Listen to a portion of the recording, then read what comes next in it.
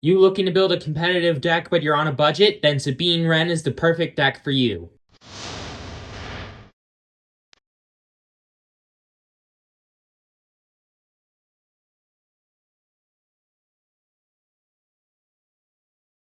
Hello and welcome to the table, and today I'm going to be talking about Sabine Wren, the best budget deck in all of Star Wars Unlimited, because I'd be willing to bet that this is the second best deck in all of Star Wars.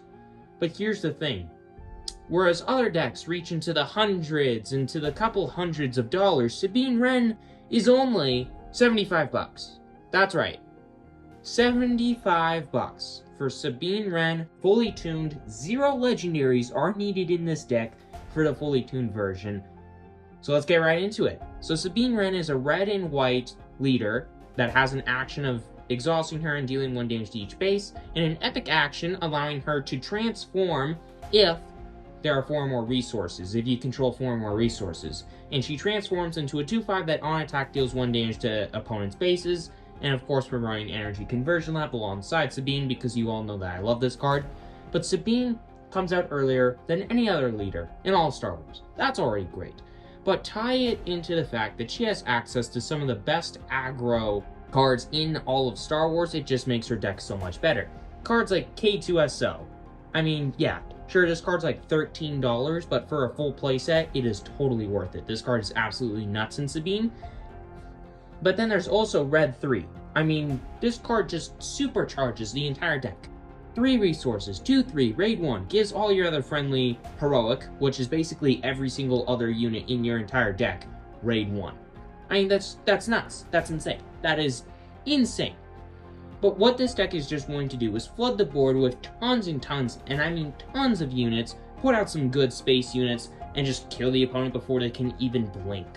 But to support Sabine and make sure that she doesn't die super quickly to one of your opponent's enemies, we got Open Fire to deal damage to some of those pesky units.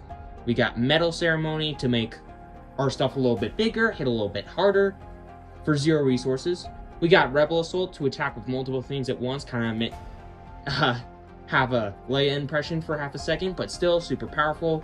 But again, we're wanting to flood the board with lots of good space units like Alliance X-Wing, just the simple generic turn 1, 2, 3 space unit. Green Squadron A-Wing, which is another really good one, can be a 3/3 basically on attack when it attacks.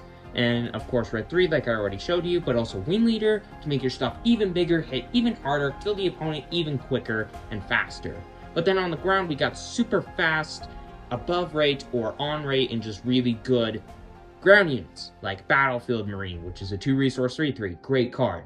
Benthic 2 Tubes, a card that a lot of people don't like, but I personally do, because, I don't know, I just feel like there are so many reds in this deck that you're always going to be able to take advantage of his on-attack effect, and basically tells your opponents, okay, do I kill him or do I not kill him?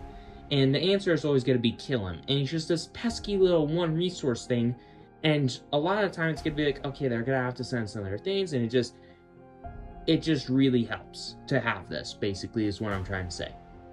And then there's also, of course, Echo-Based Defender, because, I mean, this card's absolutely insane. Takes the opponent off from focusing on your other stuff and forcing them to focus on this stupid thing, which is just great. We got another card that takes advantage of all the reds in the deck, because Fighters for Freedom deals 1 damage to the enemy base every single time you play a red card. That is nuts. And this is a 3 resource 3/4 body, which is also nuts, so it's harder to kill. I mean, that's just great, awesome, wonderful. And we got 3 Fleet Lieutenants, because this card, again, is kind of like having a Leia impression, hitting a bit harder and faster, and it's great. It's wonderful, it's awesome. And then, of course, there's Partisan Insurgent, another card that not a ton of people like, but I personally do because it's a harder body to get rid of, and it's hitting for 3 a lot of the time, and it's just nuts. It's awesome. But then we got Sabine Wren, of course, hitting for 3, and it costs 2 resources. That's kind of nuts. That's kind of awesome.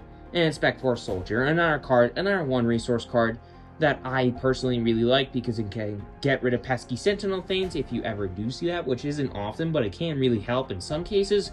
Otherwise, it's just a 1 resource 2/2, which plays really well alongside Benthic 2 Tubes, and there's a reason why I have it in the deck. Benthic 2 Tubes, I mean. But then we also got some of the bigger later game stuff, like I already said, K2SO, but in addition to that, we also have General Dodonna, because it gives all your other rebel units +1/+1, and it's just a really good 2-up in the deck. I don't really think you need to go any higher than that, because this deck is usually just too fast, but if you need to get a little bit later into the game, this card can squeak through the last couple of points of damage and make sure that the opponent loses. But anyways, that is the Sabine Wren deck. This deck is super fun, super fast, super good, and for under $100 for a fully tuned deck, I don't really think you need any budget replacements, because I would just buy the whole deck itself. Don't try to go budget with this deck, because this is, I personally think, the second best deck in all of Star Wars, and for only 75 bucks, I think you just buy the whole thing.